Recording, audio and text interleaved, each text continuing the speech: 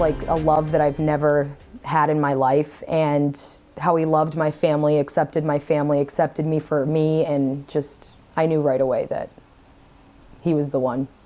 For the first time, we're hearing from the fiancé of late Massachusetts Police Trooper Kevin Trainor. He was killed last week stopping a wrong-way driver on Route 1 in Lynnfield. I sat down with Jessica Ostrowski, who tells me he was the love of her life. Up until last week, Jessica Ostrowski was living a love story. Her engagement photos, a snapshot of pure happiness.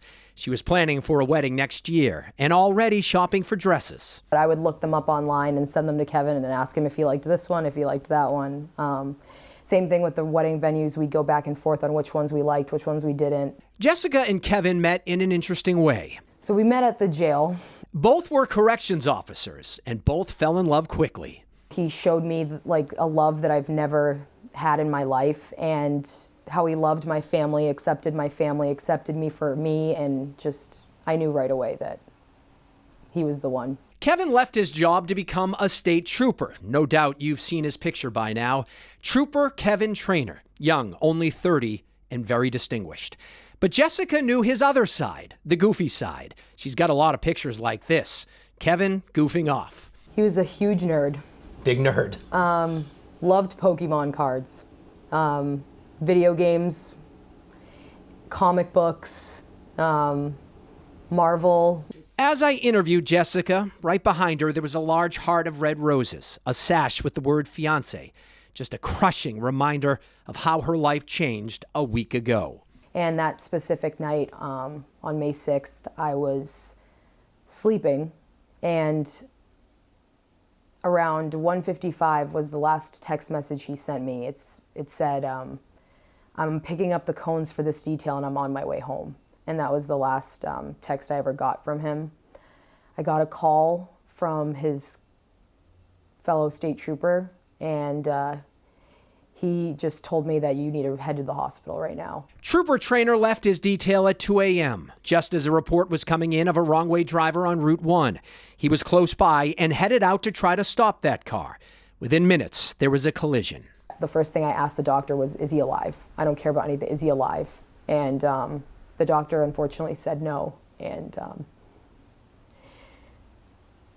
I just broke down, screaming. Jessica always loved Kevin's courage, but also feared it. She knew he would always think of others first, even if it was dangerous. If that wrong-way driver doesn't hit him, the driver probably hits somebody else. Yeah. Maybe multiple people. Yeah. Does that give you some solace to know that what he did may have saved other lives? Absolutely. Yeah. I think, as everyone's been saying, he's a hero. Outside of the home that Jessica and Kevin bought together just a year ago, there are trees adorned with blue ribbons that pure strangers put there.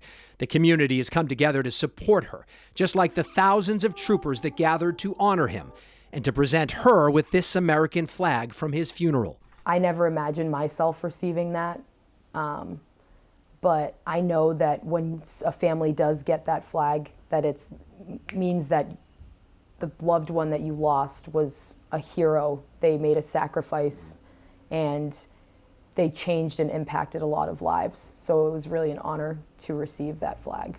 What happens next might be the most touching tribute of all. Jessica, a member of the National Guard, would now like to become a state trooper. So you would like to be a state trooper now? Yes. Wow. What do you think that would mean for Kevin?